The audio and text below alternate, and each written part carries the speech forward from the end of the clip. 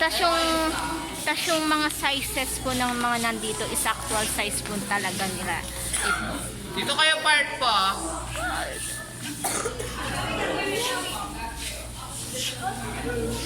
Ito daw yung, ito si Rhinoceros. Rhinoceros. Ano to? Meron pang ano pare. Meron pang dinosaur. Hindi naman nagpamadikiro siya kasi para masulit sa isang area. Oh! One, Ano to? Meron pang ano? Meron pang dinosaur. one more. Rhinoceros. Ito. Alam nga nanahat din niya. Alam nga nanahat din niya to.